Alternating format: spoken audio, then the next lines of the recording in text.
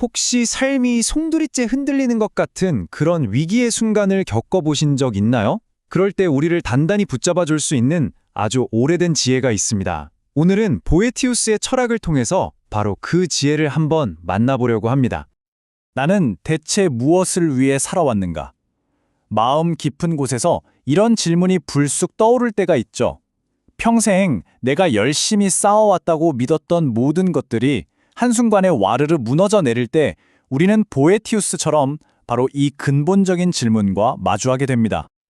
자, 그럼 먼저 이 이야기의 주인공 보에티우스의 삶을 한번 따라가 볼게요. 그의 정말 극적인 인생은 우리에게 아주 깊은 통찰을 던져주거든요. 그의 삶은 뭐랄까 그야말로 한 편의 영화 같았습니다. 때는 6세기의 로마. 그는 제국의 최고 정점에 서 있었어요. 집정관이자 왕의 최측근이었고 모두가 존경하는 학자였죠.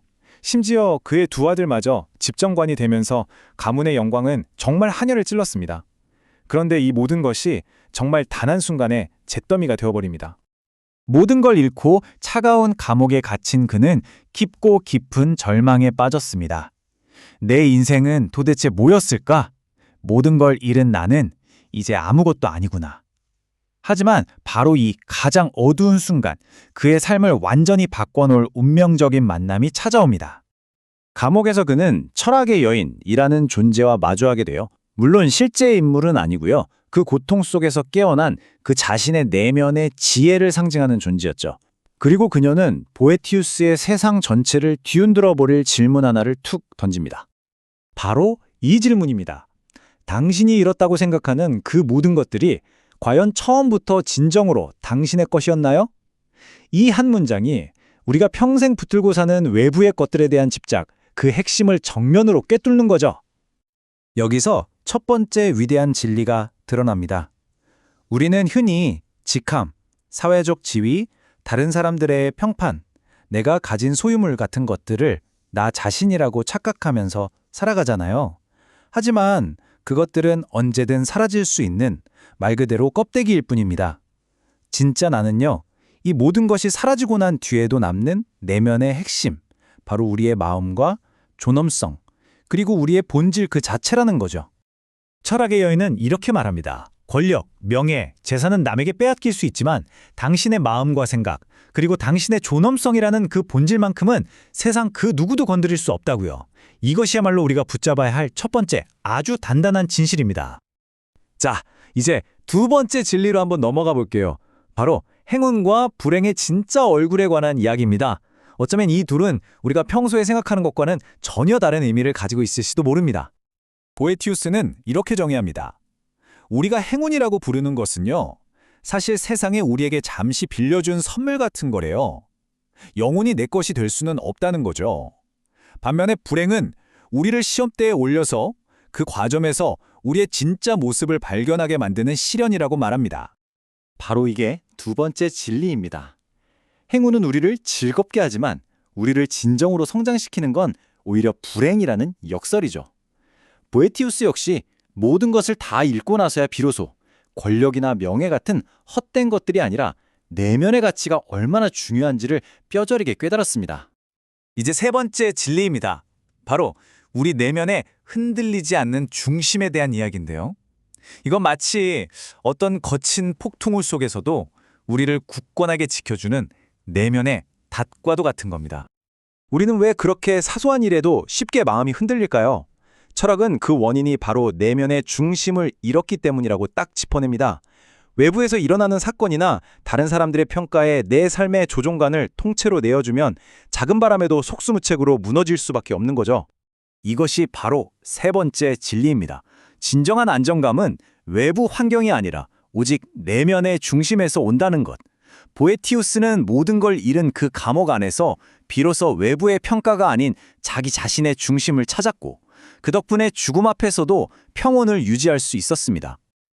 자, 이제 마지막 남은 두 가지 진리를 살펴보겠습니다.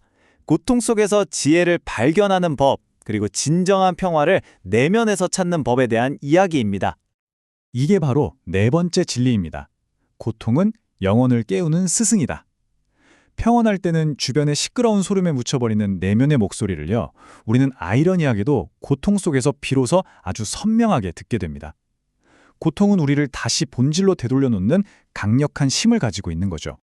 그래서 철학은 고통을 무조건 피하라고 말하지 않습니다.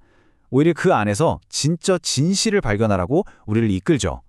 보에티우스에게 감옥이라는 최악의 고통은 역설적으로 가장 찬란한 지혜를 발견하게 해준 엄청난 기회였던 셈입니다. 그리고 드디어 마지막 5번째 진리입니다. 우리가 그토록 찾아 헤매는 행복과 평온은 외부의 성공이나 소유에서 오는 게 아니라는 것. 바로 우리 마음 한가운데서 조용히 피어나는 것이라는 사실입니다. 보에티우스의 육신은 역사 속으로 사라졌지만 그가 남긴 지혜는 시대를 넘어 지금까지 살아남았습니다. 이제 이 불멸의 통찰을 오늘날 우리 삶에 어떻게 적용할 수 있을지 구체적으로 한번 살펴보겠습니다. 이거 정말 놀라운 사실 아닌가요? 그를 박해했던 막강한 권력은 역사 속 먼지로 사라졌지만 그가 어두운 감옥에서 발견한 진리는 무려 1400년이 넘는 시간 동안 수많은 사람들에게 깊은 위로와 길잡이가 되어주고 있습니다. 이 5가지 지혜를 꼭 기억해 주세요. 외부적인 것들과 나를 분리해서 생각하기, 운명의 변화를 성장의 기회로 받아들이기, 내면의 중심을 굳건히 지키기, 고통이 주는 교훈에 귀 기울이기, 그리고 마지막으로 평화를 밖에 아닌 안에서부터 길러내기. 이것이 바로 보에티우스가 우리에게 남긴 아주 실천적인 유산입니다. 오늘 이야기를 마치면서 맨 처음에 그 질문을 다시 여러분께 돌려드리고 싶습니다. 만약 지금 모든 것을 잃었다고 느끼신다면 스스로에게 한번 물어보세요. 내가 잃었다고 생각하는 그것이 과연 처음부터 진정으로 나의 것이었을까요? 보에티우스는 1000년이 넘는 시간을 건너와 우리에게 이렇게 속삭입니다. 당신은 아무것도 잃지 않았다고요. 당신의 진짜 본질은 어떤 폭풍 속에서도 온전히 당신과 함께하고 있다고 말이죠. 이 말이 여러분이 혹시 겪고 있을지 모를 절망의 순간 다시 일어설 수 있는 단단한 힘이 되어주기를 진심으로 바랍니다.